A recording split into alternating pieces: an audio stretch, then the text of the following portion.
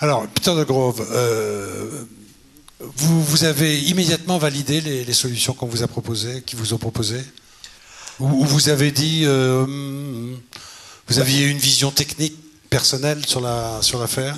On avait une contrainte de place et cette machine était quand même était couplée à une machine de conditionnement qu'on avait mis en place en même temps. Donc il y a eu un échange quand même positif avec le constructeur de la machine qui nous a quand même donné, je peux dire, quelques conseils pour mieux intégrer cette machine à la chaîne que nous avions mis en place. Alors, je tiens quand même à préciser, au moment que nous avions décidé d'avoir ce robot, l'objectif était donc de maintenir, quand même d'augmenter l'ergonomie sur cette installation. À ce moment-là, on faisait à peu près 500 000 unités remplies par an. Aujourd'hui, on va toucher quand même les millions. Et je dirais aujourd'hui... Ça s'appelle un doublement, ça, hein. Oui. C'est pas rien. Hein. Et aujourd'hui, je dirais, ça serait pour nous impossible de faire travailler les gens à ce rythme-là en prenant les unités, les bidons manuellement. Alors, ça serait impossible. Deuxième projet, disions-nous tout à l'heure, on voit à peu près ce qu'il en est maintenant.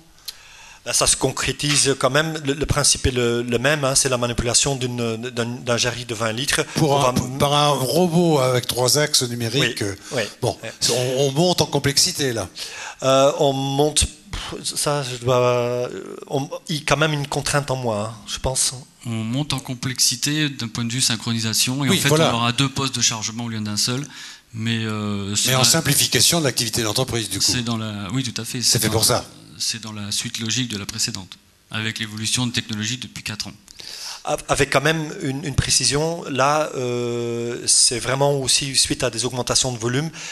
Si on veut continuer à suivre la demande, il fallait qu'on automatise. Donc on va automatiser le remplissage des 20 litres et à la finalité, les bidons, les jarries de 20 litres vont être pris et automatiquement mis sur la palette. Et c'était là où Thierry donc intervient. Alors, donc maintenant, vous êtes dans un groupe, vous êtes toujours dans votre groupe familial belge. Il y a du reporting qui provient de ces machines, celles que vous avez déjà, celles que vous aurez, et qui peut-être communiquent l'envie à l'ensemble du groupe de s'automatiser lui aussi, ou déjà, lui, il était automatisé.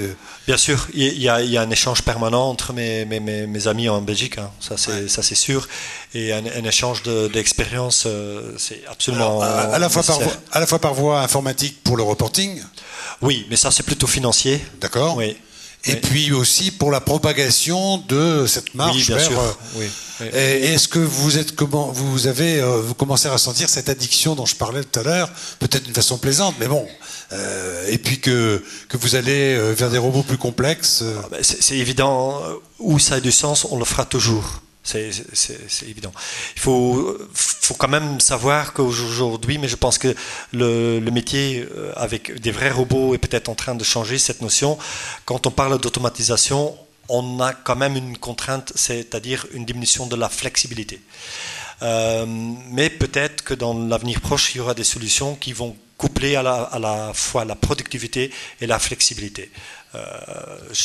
Moi je ne suis pas spécialiste, mais je pense peut-être que... mais ça c'est très intéressant. Oui, c'est un point de débat ça. Simplement, j'aimerais qu'on chute avec vous pour l'instant. Les arguments que vous utilisez dans votre groupe, vos homologues auxquels vous parlez, l'ensemble de votre structure, est-ce que vous utilisez des arguments que vous aimeriez faire entendre à des entrepreneurs de la région ? C'est pas très compliqué, hein. C'est le retour sur investissement qui compte d'une manière générale, et notre règle de base c'est un retour d'investissement sur 2 ans. Donc voilà. Si donc le projet peut démontrer qu'il y a un retour d'investissement sur 2 ans, le projet sera normalement automatiquement adopté. Ouais. Dernière question, c'est quand vous regardez les étudiants, vous venez les voir faire ce que vous avez, que vous allez utiliser, est-ce que vous les regardez également comme de possibles futurs collaborateurs ? Est-ce que vous observez leur comportement, leur agilité intellectuelle, cette intelligence qui se voit d'emblée dans un regard Bien sûr, on a non seulement des stagiaires, mais je pense que dans le monde de l'entreprise, c'est vraiment quand même une bonne pratique. Et nous regardons quand même et nous suivons quand même bien les stagiaires et on en recrute. Ça c'est évident. Ouais. Bien. Merci beaucoup.